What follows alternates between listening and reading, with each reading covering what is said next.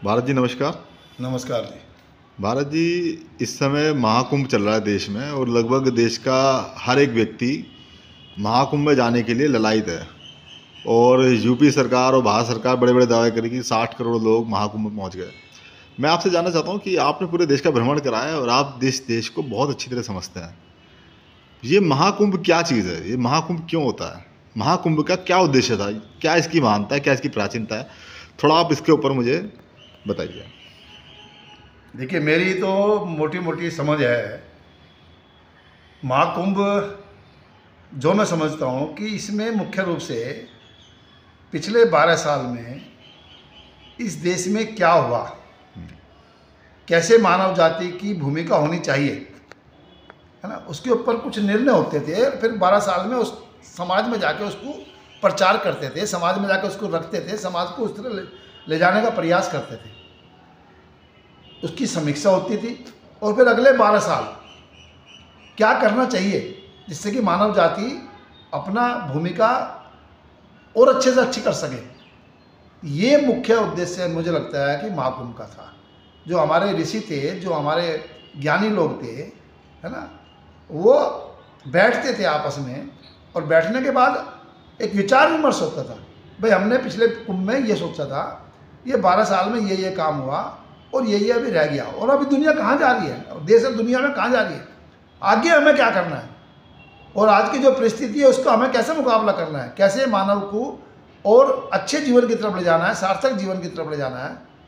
उद्देश्य तो ये था। अभी तो क्या हुआ, वो चर्चाएं खत्म होगी, वो बातचीत खत्म होगी। अब तो भीड़ है, भीड़ है, कैसे कैसी भीड़ है ना, कैसे कैसे रूप रंग है जो भी है।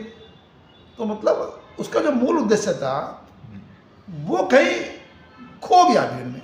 अब 50 लाख पहुंच जाओ, 60 लाख पहुंच जाओ, 60 करोड़ पहुंच जाओ, उससे क्या फ़र्क पड़ना है? 200 करोड़ पहुंच जाओ, उससे क्या फ़र्क पड़ना है?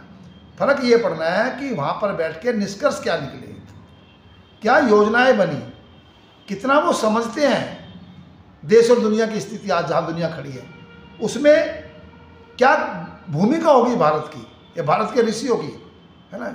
ये मुख्य बात थी। अब ये भीड़ दिखा रहे हैं और भीड़ से इनका बस मोक्ष प्राप्त हो जाएगा जी, 144 साल के बाद हो रही थी, इससे क्या लेना देना। ये जो क्या था ना कि भाई ये पर्यटन उद्योग बना रहे हैं, मतलब एक तरह से ये जो पर्यटन उद्योग का चक्कर है ये बड़ा खतरनाक है। इस बात को ध्यान रख लो आप।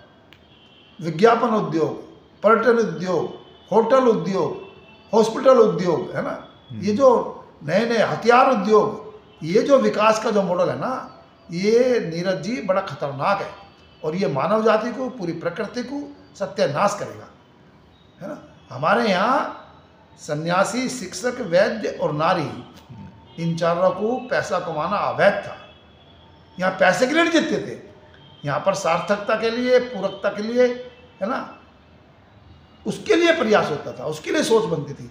अब सारा काम तो पैसे के लिए, है ना। पर्यटन उद्योग बढ़ेगा जरूर, पर उससे निकलेगा क्या भाई? मानवता तो मरेगी।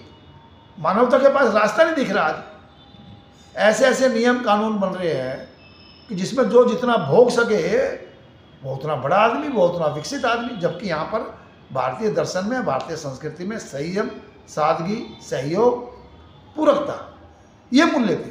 आज क्या हो रहा है? भोग, अति भोग। जिसके पास एक गाड़ी तो कौन सी गाड़ी बड़ी है ना, जिसके पास 4 गाड़ी वो बड़ा आदमी, जो ज़्यादा भोग सके वो बड़ा आदमी, जो जहाज में जा सके वो बड़ा आदमी, है ना, जो एसी में बैठ सके वो बड़ा आदमी। अब देख लो आप, रेल का ही हाल देख लो आप। स्लीपर क्लास के डिब्बे घटते जा रहे हैं, एसी के डिब्बे बढ़ते जा रहे हैं, है ना? ये सारी व्यवस्था क्या 5-10 % लोगों के लिए है क्या? ये देश आज़ाद 5-10% लोगों के लिए हुआ था क्या? मेरा सवाल तो यहाँ है। ये देश की आज़ादी का सपना था, अंतिम व्यक्ति को जीवन की मूल आवश्यकता सम्मान के साथ, मस्ती के साथ मिले, ऐसी व्यवस्था बने। वो सपना तो छूट गया अब कहीं। अब तो शहीदों को भूल गए हम सब। शहीदों ने क्या कहा था, बाबा साहब का सपना क्या था, भगत सिंह का सपना क्या था, गांधी का सपना क्या था, वो सब तो भूल भाल गए। अब तो एक अलग ही दुनिया बनती जा रही है। अब हमारे आदर्श है अमेरिका, हमारे आदर्श है रूस, हमारे आदर्श है ये देश है जो भोग अति भोग पट्टिका, जो दुनिया का शोषण करके खड़े हुए हैं, है ना। तो इसलिए महाकुंभ का जो पर्पस था मेरी उसके प्रति पूरी आस्था है, मेरी उसके प्रति बहुत नतमस्तक भी है, पर जो ये भीड़ का जो खेल है, इससे मैं सहमत बिल्कुल नहीं हूँ। आप 50-60 करोड़ कह रहे हैं, मैं कह रहा हूँ 100 करोड़ चले जाए, है ना, उससे भी क्या फ़र्क पड़ना है भाई, कुछ नहीं फ़र्क पड़ना भाई, इतनी बात है मेरी। अच्छा, जैसे आपने कहा 12 साल में वहाँ पे चर्चाएं चलती थी, हाँ तो मतलब किस तरह की चर्चाएं होती थी इन कुंभों में? भाई, कुंभ में ये है कि मानव जाति का रोल होगा क्या आने वाले समय में। अभी तक मानव जाति ने किया गया, उसके परिणाम क्या है, उसकी समीक्षा होती थी, है ना, उसके ऊपर बातचीत होती थी, और फिर देश और दुनिया की परिस्थिति इस समय क्या है, उसके ऊपर खुल के बातचीत होती थी ऋषियों में आपस में। और फिर आगे क्या करना है, आगे 12 साल, है ना, वहाँ से संदेश लेके जो ऋषि संत थे, समाज था, वो पूरे जाता था पूरे समाज के अंदर, भारतीय समाज के अंदर। तो मतलब पहले जो कुंभ होते थे वहाँ पे इस तरह से, मतलब जैसे आज आम जनता आती है, पहले नहीं जाती थी इस तरह से आम जनता? पहले खाली ऋषि मुनि जाते थे पहले? नहीं, ऐसा नहीं है, ऐसा नहीं है। आम जनता तो कैसे जाती, आम जनता के लिए एक शुभ होता था, पवित्र। आम जनता होती है भावनाशील, है ना, तो आम जनता जाती है, वहाँ पर सत्संग सुनती थी, वहाँ पर कोई जीवन शैली सुनती थी, वहाँ पर कुछ सामान भी खरीदती थी, है ना, और बड़े सरदार भाव से आते थे, दिखावा नहीं था पहले। अब तो दिखावा ज़्यादा हो गया, भीड़ ज़्यादा हो गई। भीड़ से कभी भी व्यवस्थाएं नहीं बनेगी, व्यवस्थाएं तो कुछ लोग बनाएंगे, है ना, और उसका ऋषियों का काम था, जो व्यवस्थाएं दी है, ऋषियों ने सोची है, उसको समाज तक पहुंचाना। अब वो परंपरा कहीं टूट गई, मुझे ऐसा लगता है।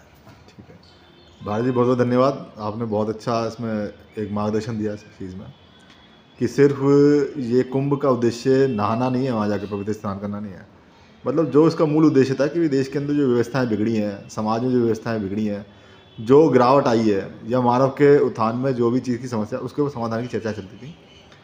बताने के लिए बहुत बहुत धन्यवाद। धन्यवाद आपका भी।